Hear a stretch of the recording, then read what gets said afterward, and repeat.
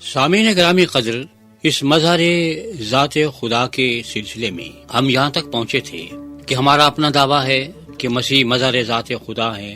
خود مسیح کا اپنا دعویٰ موجود ہے کہ وہ مظہر ذات خدا ہیں، کیونکہ آپ نے فرمایا جس نے مجھے دیکھ لیا اس نے پروردگار کو دیکھ لیا۔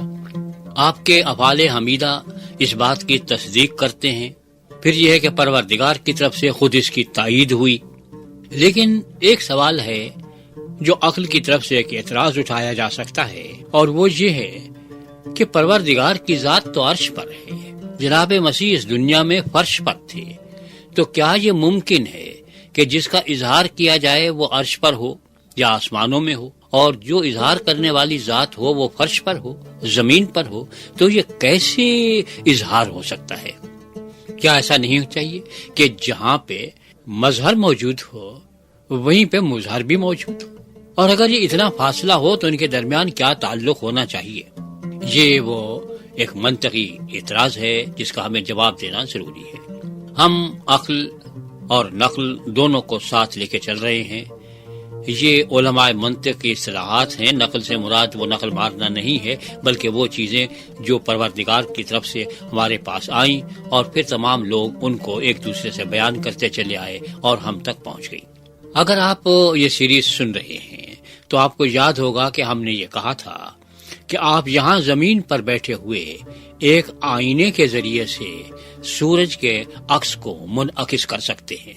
تو سورج تو نیچے نہیں اتر آتا ہے، سورج وہیں کا وہیں پہ رہتا ہے جہاں پہ تھا، 93 کروڑ میل دور اتنا ہی رہتا ہے، لیکن آئینے کے ذریعے سے آپ کو آپ کے گھر میں آ جاتا ہے اور آپ اس عکس کو جہاں بھی پھینکیں منعکس بھی کر سکتے ہیں۔ تو یہ فاصلہ اس بات کی ممانعت نہیں ہے کہ وہ منعکس نہیں ہو سکتا یا اس کے مظہر کو وہیں ہونا چاہیے جہاں وہ ذات موجود ہے۔ یہ الگ الگ مقامات پر ہو سکتے ہیں اور اس کے باوجود اس کی ذات کا انعکاس ہو سکتا ہے۔ اگر آپ کلام اللہ کو غور سے پڑھیں تو آپ کو یہ معلوم ہوگا کہ جناب مسیح کو خدا کی ذات کا عکس بھی کہا گیا ہے، خدا کی ذات کا پرتاؤ بھی کہا گیا ہے، لیکن کہیں پر بھی خدا کی ذات کا سایہ نہیں کہا گیا۔ ہم بادشاہوں کے لیے کہا کرتے ہیں اور لوگ کہا کرتے تھے کہ یہ ذل اللہ ہیں، اللہ کا سایہ ہے، ذل اللہ علی الارض، زمین پر خدا کا سایہ، اور ہم قومی ترانے میں کہتے ہیں کہ سایہ خدائے ذوالجلال۔ لیکن کلام اللہ نے مسیح کو کہیں بھی سایہ نہیں کہا، عکس کہا ہے اور پرتاؤ کہا ہے۔ اب عکس میں اور سائے میں فرق کیا ہے؟ آپ چلے جائیے سورج میں کی روشنی میں اور باہر جا کے آپ اپنے سائے کو دیکھیے۔ آئینے میں آپ کو عکس دکھائی دیتا ہے، آپ جیسے ہیں ویسے دکھائی دیتے ہیں۔ آپ کی آنکھیں ہیں، آپ کے عکس میں آپ کو آنکھیں دکھائی دیتی ہیں۔ آپ کی بھویں ہیں، آپ کو بھویں دکھائی دیتی ہیں۔ آپ کی پلکیں ہیں، آپ کو دکھائی دیتی ہیں۔ آپ کے آئینے کے اندر کی پتلی ہے وہ آپ کو دکھائی دیتی ہے۔ آپ کے سائے میں یہ کچھ نظر نہیں آتا۔ سایہ تاریک ہوتا ہے، سایہ روشن نہیں ہوتا۔ عکس اتنا ہی روشن ہوتا ہے جتنی وہ چیز روشن ہوتی ہے جس کا وہ عکس ہوتا ہے۔ اگر وہ چیز کالی ہے تو عکس بھی کالا، اگر وہ گوری ہے تو عکس بھی گورا، اگر وہ لال ہے تو عکس بھی لال۔ لیکن آپ کا کوئی بھی رنگ ہو، آپ نے کسی رنگ کے کپڑے پہن رکھے ہوں، آپ کا سایہ ہمیشہ کالا ہی ہوتا ہے، سیاہ ہوتا ہے، کبھی سفید نہیں ہوتا، نیلا نہیں ہوتا، پیلا نہیں ہوتا۔ اسی لیے جناب مسیح کو سایہ نہیں کہا گیا ہے، کیونکہ اگر وہ سایہ ہوتے تو پھر وہ تاریکی ہوتے، پھر وہ نور کا کسی طرح سے عکاسی کر نہیں سکتے تھے۔ نور کی عکاسی کے لیے نور ہونا لازمی ہے، تاریکی ہونا نہیں۔ اس لیے کلام اللہ نے الفاظ بڑی احتیاط کے ساتھ استعمال کیے ہیں۔ کہیں سایہ نہیں کہا، پرتاؤ کہا، عکس کہا۔ اب ہم اسی سے ذرا آگے اور بڑھتے ہیں کہ نہ صرف یہ کہ فاصلہ ہو تو یہ عکس ہوتا ہے، آپ اس عکس کو منعکس بھی کر سکتے ہیں، اور جب یہ منعکس ہوتا ہے تو دوسروں تک وہ بات پہنچتی ہے۔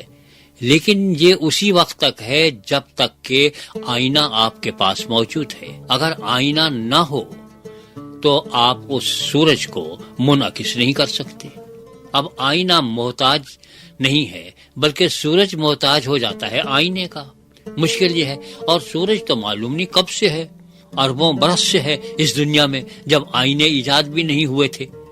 تو لہذا آئینہ کبھی سورج کی ذات کا صحیح مظہر نہیں ہو سکتا. آئینے ٹوٹ بھی جاتے ہیں، آئینہ مدھم بھی پڑ جاتا ہے، آئینہ اندھا بھی ہو جاتا ہے. ہمیں تو ایسا مظہر چاہیے جو سورج کی طرح کا ہو، جو نہ ٹوٹے، نہ اندھا ہو، نہ مدھم ہو، جو ویسے کا ویسا ہمیشہ روشن رہے جیسا ازل سے تھا. تو یہاں اب ہم سے عقل یہ کہتی ہے کہ اگر کسی ذات ازل کا آپ کو مظہر چاہیے تو وہ ازلی چاہیے، اگر کسی ذات ابد کا آپ کو مظہر چاہیے تو وہ ابدی چاہیے. وقتی مظہر نہیں ہوگا، تھوڑی سی دیر کے لیے ہے لیکن اس کے بعد نہیں. پروردگار عالم نے ایک جھاڑی کے ذریعے سے اپنے نور کا اظہار فرمایا اور حضرت موسیٰ علیہ السلام نے وہ ملاحظہ فرمایا، لیکن اب وہ جھاڑی کہاں ہے؟ اب وہ خدا کی ذات کا مظہر تو ختم ہو گیا. معلوم نہیں وہ جھاڑی کب کی ختم ہو گئی، مر مٹی، لوگوں نے جلا دی ہوگی، وہ تو ختم ہو گئی. تو ہمیں مظہر ایسا چاہیے جو ہمیشہ ہمیشہ قائم رہے. ایسا مظہر نہیں چاہیے کہ جس کے مزار پہ یہ لکھا ہو کہ یہ مظہر نور خدا ہے، کیونکہ جس کا مزار ہوگا وہ اس بات کا اقرار ہوگا کہ وہ اب اس دنیا میں نہیں رہا ہے. ہمیں وہ چاہیے جو ازل سے ابد تک ہو تاکہ اس ذات کی صحیح طریقے سے عکاسی کر سکے. ہمیں ذات ازل چاہیے، ہمیں ذات ابد چاہیے. مسیح نے یہ تو کہا کہ میں اس وقت سے بھی پہلے ہوں جب حضرت ابراہیم پیدا ہو. آپ نے یہ دعویٰ کیا کہ حضرت ابراہیم نے مجھے دیکھا ہے، بلکہ آپ کہا کہ اس سے پہلے کہ ابراہیم پیدا ہوا میں ہوں. اگر آپ تھوڑی سی گرامر پہ غور کریں، ترجمہ بالکل صحیح ہے. اردو یہ ہونا چاہیے تھی کہ اس سے پہلے کہ ابراہیم پیدا ہوا میں تھا، لیکن آپ نے یہ نہیں کہا کہ میں تھا، بلکہ آپ نے فرمایا کہ میں ہوں. کیونکہ خدا کی ذات کے لیے آپ تھا یا تھی کے لفظ استعمال نہیں کر سکتے، اس کے لیے صرف ہے استعمال کر سکتے ہیں. اس لیے آپ نے فرمایا اس سے پہلے کہ ابراہیم پیدا ہوا میں ہوں، میں تھا نہیں. تو آپ نے اپنے ازلی ہونے کا بالکل دعویٰ فرمایا کہ میں ازلی ہوں، اور یہی بات یہودی علماء کو بہت بری لگی تھی. انہوں نے آپ کو سنسار کرنے کے لیے پتھر اٹھا لیے تھے، اور آج بھی یہی کچھ ہوتا ہے کہ جب آپ دعویٰ کرتے ہیں مسیح کے بارے میں تو لوگ آپ کو سنسار کرنے کے لیے پتھر اٹھا لیتے ہیں. یہ سنت ختم نہیں ہوئی ہے، یہ جاری و ساری ہے.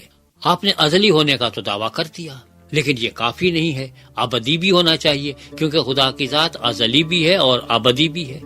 جس کا وجود ہو اس دنیا میں آئے وہ ابدی ہوتا نہیں ہے. اب مسئلہ یہ ہے کہ اگر مسیح اس دنیا میں آتے ہیں اور دعویٰ فرماتے ہیں کہ میں ازل سے ہوں، تو کیا آپ ابد تک رہیں گے بھی کہ نہیں رہیں گے؟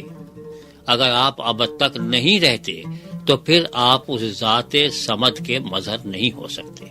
آپ کے لیے لازمی ہے کہ آپ ہمیشہ ہمیشہ رہیں.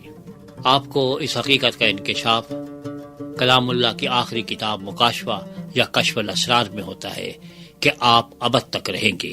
آپ ازلی بھی ہیں اور ابدی بھی ہیں، آپ اول بھی ہیں اور آپ آخر بھی ہیں، آپ پہلے بھی ہیں اور آخری بھی ہیں. یہاں ہم ایک اور منطقی اعتراض کی بات کرتے چلیں. جب ہم وقت کے بارے میں سوچتے ہیں تو ہم ایک لکیر کی صورت میں سوچتے ہیں کہ یہ کل تھا، یہ آج ہے، یہ کل ہوگا. ہم ایک ہی سمت میں سفر کرتے ہیں، کل سے آج کی طرف اور آج سے آنے والے کل کی طرف.